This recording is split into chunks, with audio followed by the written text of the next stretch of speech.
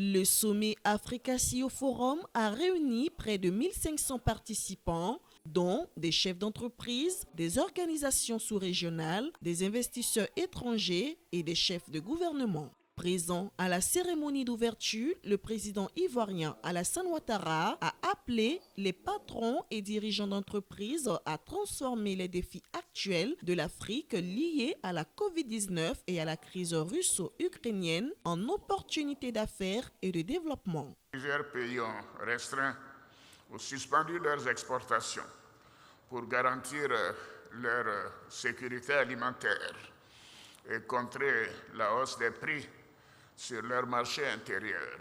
Une telle situation, bien sûr inflationniste, partout dans le monde, pousse le gouvernement et les entreprises à réévaluer leur dépendance aux réseaux internationaux et à accélérer la localisation de leurs opérations. Donc c'est réellement une remise en cause de la mondialisation et de la notion du commerce mondial, ce qui est très perturbant, surtout pour les pays en développement qui sont les nôtres. Donc le thème de cette édition, souveraineté, croissance verte et transformation industrielle, les nouvelles routes de la prospérité africaine, est en ligne vraiment, c'est bien choisi, c'est en ligne avec les principaux défis auxquels nous sommes confrontés ici en Afrique. Donc ce thème permet également d'insister sur le rôle moteur que doit jouer le secteur privé dans le développement de l'Afrique, à travers notamment la production et la transformation locale de nos produits de première nécessité. Africa-CEO Forum est aussi une opportunité pour les organisateurs d'encourager les entreprises et les startups. Cette année, les organisateurs ont décidé de rassembler 30 des plus dynamiques PDG de start-up africaines à travers une toute nouvelle initiative dénommée le Disruptor Club.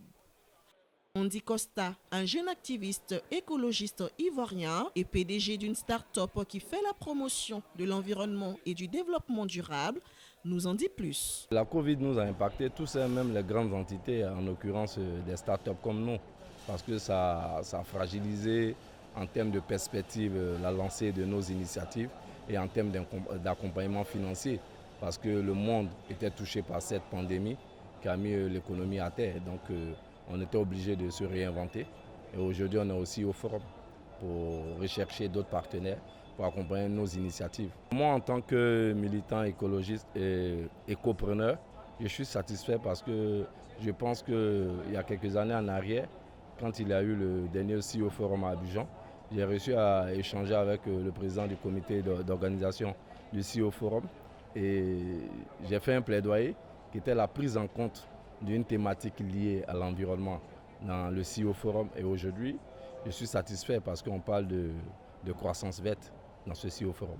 Nombreux représentants de gouvernements voient Africa CEO Forum comme une plateforme privilégiée de création d'emplois pour la jeunesse. Selon le ministre ivoirien de l'Agriculture, son pays, la Côte d'Ivoire, s'est inscrite dans cette même dynamique en mettant sur pied des stratégies efficaces pour réduire la dépendance des jeunes et bâtir une souveraineté économique grâce au secteur agricole en pleine croissance. En ce qui concerne les jeunes, l'expérience a montré que notre main-d'œuvre est vieillissante et il faut la remplacer par les jeunes. Or, les jeunes ne veulent venir à l'agriculture que quand ce sont des moyens modernes qu'on utilise pour réduire la pénibilité du travail. Donc avec la politique que nous mettons en place, qui est par exemple de faire en sorte que nous utilisions des moyens modernes avec les tracteurs et autres pour faire l'agriculture, c'est sûr que les jeunes vont s'y intéresser et c'est ce travail-là que nous faisons. Donc nous avons des projets et nous installons tous les jeunes qui veulent vraiment s'adonner au travail de la terre. Les agropoles existent justement pour ça, puisque quand vous prenez l'agropole du Bélier, ce sont plus de 400 jeunes qui ont été formés et qui doivent être installés par le projet dans la perspective de développer leurs activités agricoles. Donc en Côte d'Ivoire déjà, nous faisons la promotion des jeunes, sachant que si nous ne le faisons, après il n'y aura plus de main-d'œuvre, surtout qu'elle est vieillissante. Personne ne viendra faire l'Afrique à notre place si ce n'est pas nous. Et il nous appartient d'inculquer cette culture à la jeunesse, à nos enfants. Et c'est pour cette raison que nous créons de l'emploi, nous créons la richesse pour leur permettre d'avoir le goût du travail et d'aimer travailler chez eux, et que c'est ici qu'il y a la vérité. Il n'y a que l'Afrique qui dispose aujourd'hui de nombreuses terres arables. Nous avons toutes les possibilités de pouvoir développer notre continent et s'autosuffire en alimentation. Nous, ce que nous faisons, c'est de les encadrer, les conseiller, les orienter. D'autant que les participants à ce grand rendez-vous d'affaires ambitionnent d'œuvrer au dialogue public-privé pour façonner une Afrique souveraine et autonome après la crise sanitaire causée par la Covid-19. Avec la pandémie du Covid-19, dans certains pays africains, plus de 2/3 des ménages ont basculé dans l'insécurité alimentaire en juin 2020. À cela s'ajoute l'augmentation du prix des denrées liée à la crise russo-ukrainienne.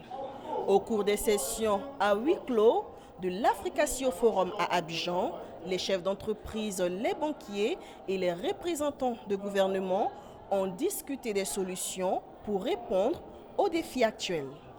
Christina Niaouré, CGTN français.